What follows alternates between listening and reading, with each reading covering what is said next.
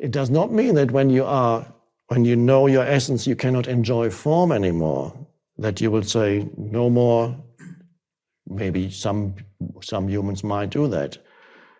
But again, there's a possibility of living in balance with form. You can enjoy all the forms around you and even create new forms without any sense that this is mine or any sense of attachment or any identification with the form. And only then can there be true enjoyment of forms and beauty. But then the compulsive nature of your relationship with form will go. The compulsive running to shopping malls the day before Christmas and then running to shopping malls again the day after Christmas because they've reduced the prices even more or whatever. It's amazing. Before Christmas they're all running and then after Christmas it's even cheaper.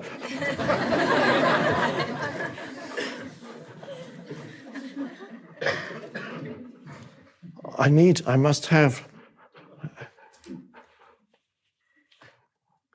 That's not the true enjoyment of form.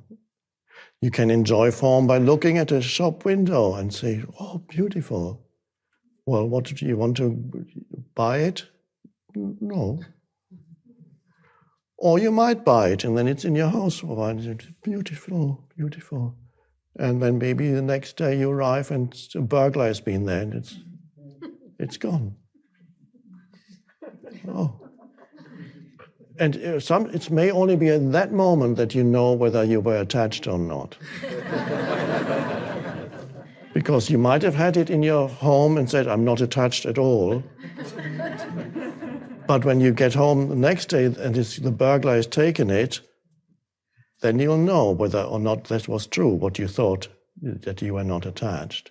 That's a good test.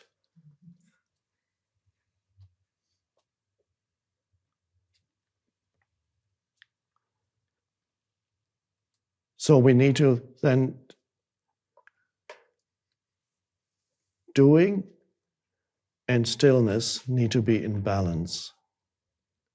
Now, it does not mean that you separate your life into one part of your life as you sit still,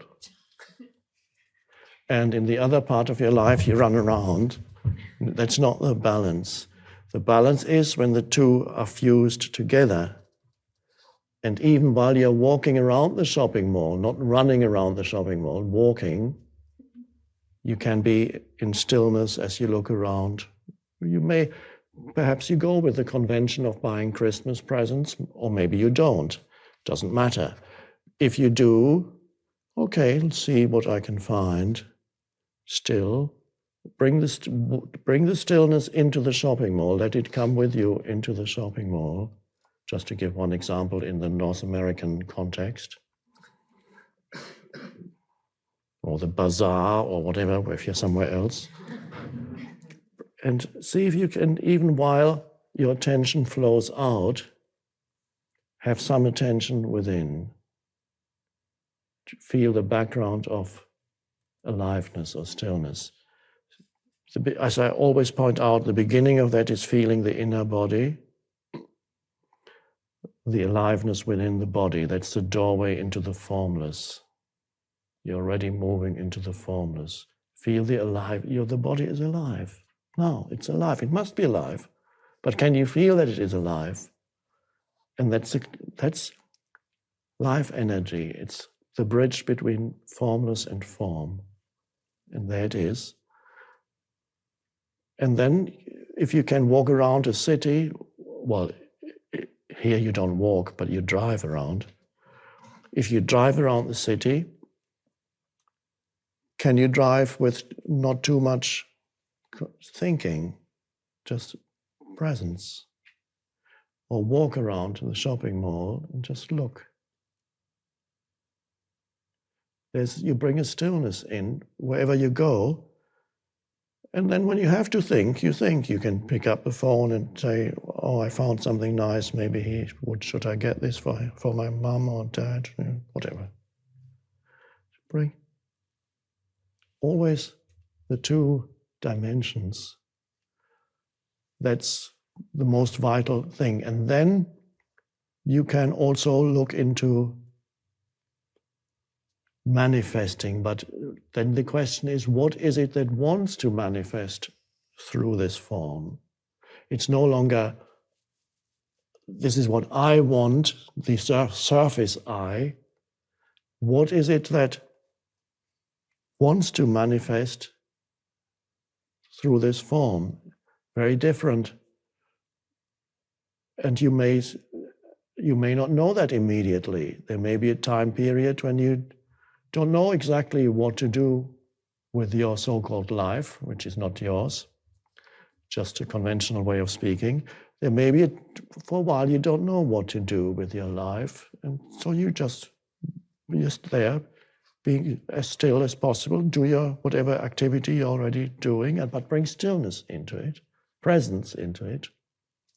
And then at some point, either the realization of what it is that you need to do, that wants to be done through you, comes from the outside. Somebody tells you something, or you wake up one morning and, this is what I have to do. And then you start taking action. Always making sure you're not so attached to the outcome that you think it's more important than the present moment.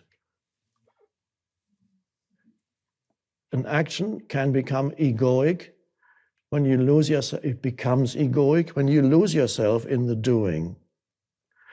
And a good sign or good criterion is when something happens that is against seems to be an obstacle, a person or situation. Say, I want to do this or achieve that, and suddenly somebody says, no, you can't do that. No, they won't allow you to do that. No, or a situation becomes a challenge, it's difficult, it's blocked, you want to go. Somebody says, no, you're not qualified to do that, you shouldn't do that, it's not allowed, whatever. You need this and that, which you don't have to achieve. Obstacles come all the time. If you get upset, that means the ego is back in the doing. When obstacles come, you go,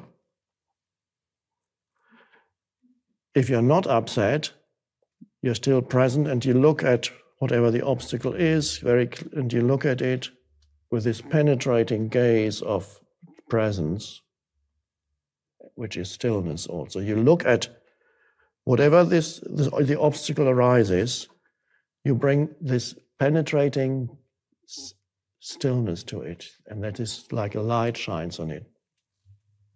And then that dissolves the obstacle, or it shows you a way around it. That's the power of consciousness. It always happens. Either it shows you how to get around it, or it shows you how to use the very force of the obstacle, and you turn it around. The obstacle is wanting to go this way, and you go with it I'm just demonstrating now. Something counteracts what you want to do. It's coming this way, you want to go that way, but you don't meet it head on and start complaining, saying, no, this shouldn't be happening. No. Perhaps you go with it for a little while, and you go, and then you turn it around. And the very power that was against you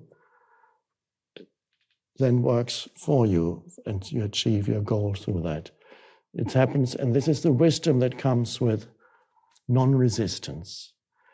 So whenever you go into this conscious doing, resistance always pulls you back into unconscious doing. It can easily happen because it's an old habit pattern, unconscious doing. Inner resistance to whatever arises in the present moment pulls you back. Inner resistance is some form of negativity, some form of complaining, some form of fear, aggression, anger. And this is important because whenever you complain about what somebody else does, that you're already beginning to fall into that trap of unconsciousness. And of course, you meet lots of people who are still trapped in ego, and they may not like what you do. But just no judgment. Just look at what the situation. They say this, they want that, you want that, and they don't say, "Oh, they're dreadful. I know what he wants. He wants to deceive me, and he always does that. He wants to go." Just clear. This is the situation. This is what he says he wants. This is where I want to go. And see. Okay. Never any judgment of a person or situation. Just clear seeing, clear facing. This is the power. It's like a light beam of consciousness. It falls onto, illuminates that situation, that moment, that person.